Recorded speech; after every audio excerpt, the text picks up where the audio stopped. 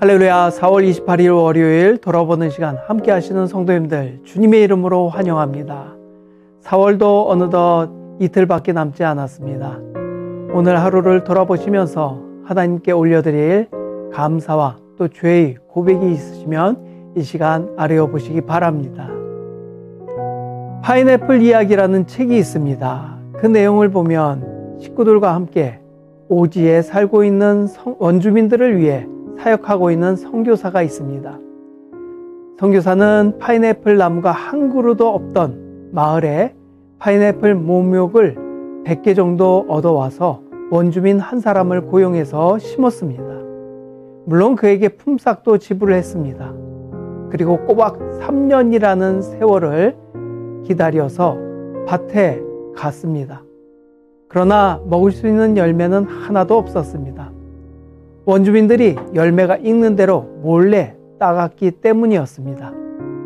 심지어는 채 익지도 않은 열매까지도 다 따가버렸습니다.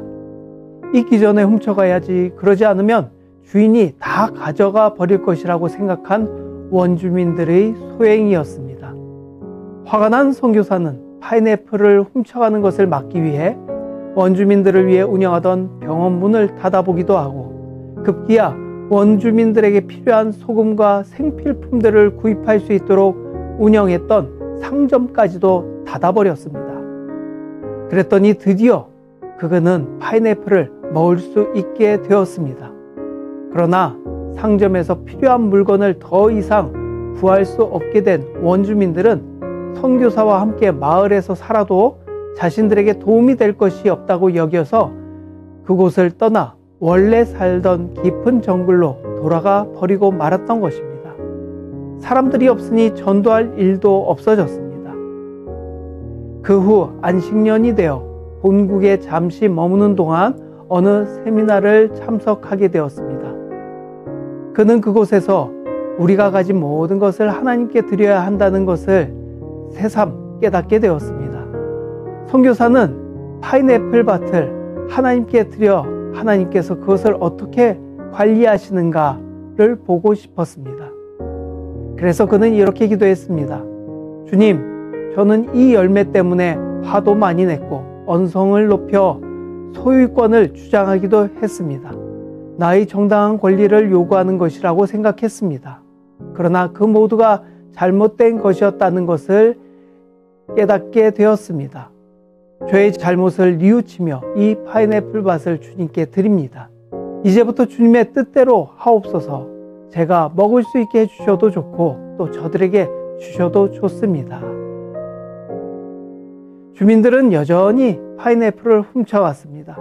이를 본 선교사는 하나님도 별 도리가 없지 않은가라고 체념했습니다. 그런데 어느 날 원주민들이 선교사에게 와서 이런 말을 하는 것입니다. 선교사님, 당신은 이제 비로소 그리스도인이 되었나 봅니다.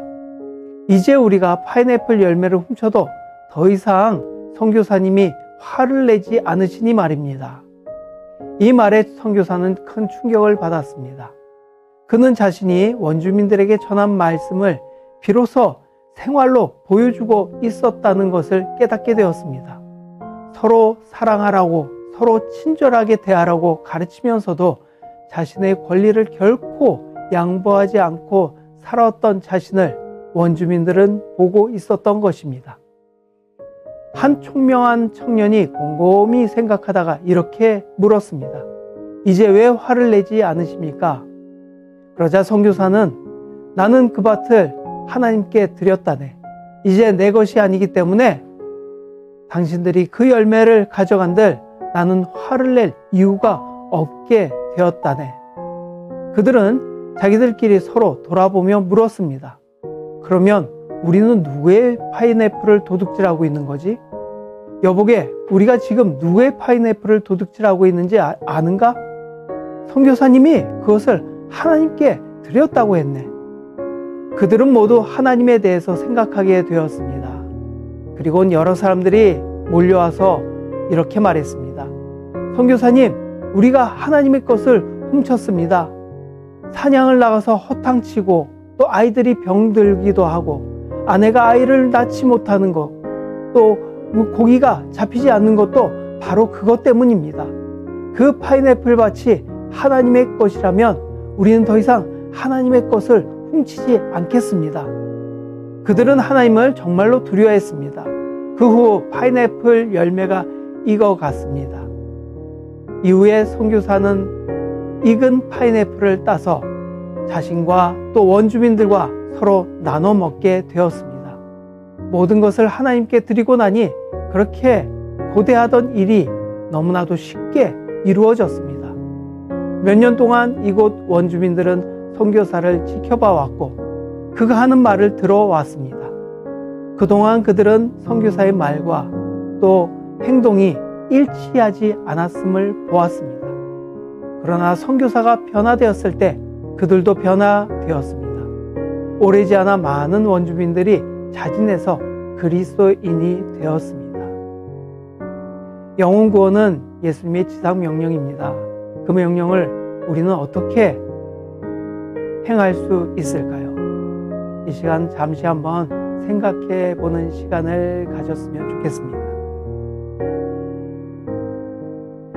선교를 위해 또 기도와 물질적인 후원, 선교훈과 옥합헌금을 잘 하고 계신지요? 나의 가족들과 모원들 또 내가 만나는 이들은 예수의 생명으로 살고 있는지요? 그들을 위해서 내가 할 수 있는 일은 무엇인지 이 시간 생각해 보시면서 또 결단의 마음을 가지고 돌아보는 시간을 마무리하도록 하겠습니다. 기도하겠습니다. 하나님, 이 땅에 한 영혼도 하나님의 피 흘림 없이 구원받을 수 있는 영혼은 한 사람도 없습니다. 그만큼 한 영혼을 사랑하셔서 하나님의 핏값으로 사셨는데 하나님, 우리는 말과 행동이 달라 어떤 이들에게 하나님의 그 진심을 오해하도록 하는 그릇된 행동을 보여왔습니다.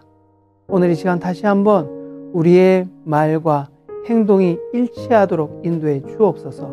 우리의 말이 아닌 하나님의 말씀이 우리의 삶을 통해 이루어지는 그런 복된 삶이 되도록 주님께서 우리 모든 성도님들의 삶을 붙들어 주시기를 간절히 바라고 소망합니다. 이 삶을 통해서 우리의 모습을 통해서 참 하나님의 모습이 드러나기를 더욱 간절히 바라고 소망하오니 이 시간 이 자리에 함께하는 우리 모든 성도님들과 가정 가운데 주님 함께 하시고 주님의 뜻을 이루는 그러한 감동과 은혜의 삶을 살아가는 결단의 마음 갖도록 도와주옵소서. 살아계신 예수님 이름으로 기도합니다. 아멘.